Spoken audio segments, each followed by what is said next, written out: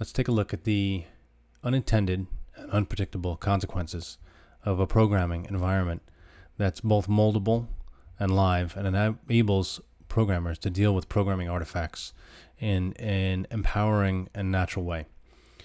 The tool, which is really a tool bed that we're going to look at, is Glamorous Toolkit, which is built on top of Pharo, which itself is a modern reimagining of Smalltalk. So here is the Gtoolkit platform, and the example we're going to use today is writing a book. So there's a library that runs on Pharo and hence GT that allows you to publish nice documents like this with all the usual bells and whistles, the table of contents. There's some images, some web links, footnotes, all that kind of stuff. And so I'll show you this particular pillar book is hosted on GitHub. And the way it works is that you have your repo, you have a little small configuration file with metadata. It tells us that the table of contents is book.pillar.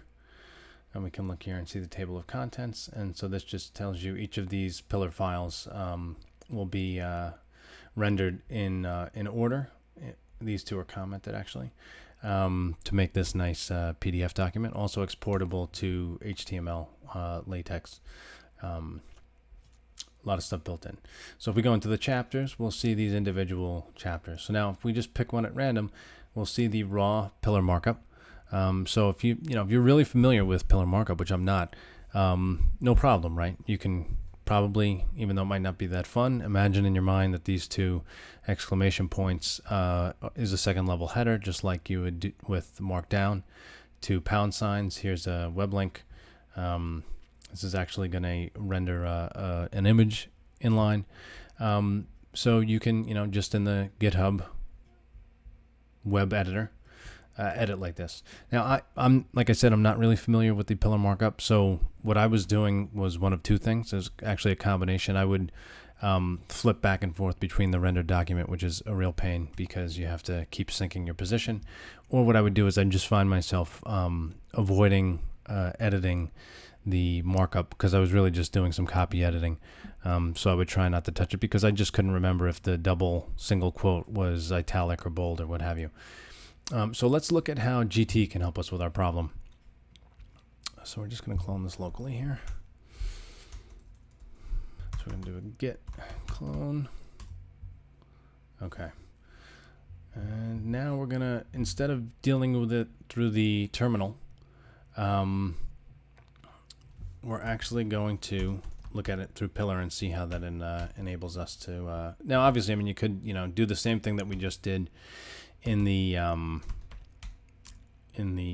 GitHub editor. You can do the same thing in your editor of choice. There are some packages, I think, to give you some syntax highlighting. I don't think it does advanced things like command completion and markup completion and stuff like that. Maybe a little better though. So, but let's see what GT enables us to do. So, in GT here, I already queued up, just to save some time, the path to. Not quite actually. Hold on. We'll just go from here. So now the first thing you're actually going to see is that so this is a playground. It's just like a little scratch pad. I think they have this in Xcode for some languages now. And when we click the triangle with the eye, it gives an inspector on the result. So what we're looking at now is already kind of interesting because right in the IDE we have an actual file browser. So we can dive into the repo we just cloned, and now we have that same structure we saw on GitHub. So what we could do is we could go right to that same file, and now we're going to see it rendered. Now you can also see it raw. There's a bunch of different views. I mean, it's not particularly appropriate here, but all the kind of typical views you might want to have on a file. Here's the object itself, just the raw instance variables. But in this case, the most interesting thing is going to be this custom one for pillar files where it actually renders. Now, what's even more interesting is that we click near the markup, and it actually shows it, and we can work with it in real time. And as we scroll away from the markup, it'll sometimes takes a minute, but it'll eventually hide it again. And as we go to the different markup, this will happen. Now we can save it, and just to prove that we really did something, status, and you can see that we modified that file. But now this is the synergy part. This is the unintended consequences. So some of this it's not necessarily surprising, because Pillar is the main documentation tool that GT uses internally, so the support is very good. But what took me by surprise and was so obvious afterward, but you would never know unless you had tools like this, was if instead of diving right into the chapter, we had kind of poked around the top level directory of this repo and went to the table of contents. What's interesting is the table of contents, because it's Pillar, and again so obvious, is actually navigable, because this is Pillar markup, and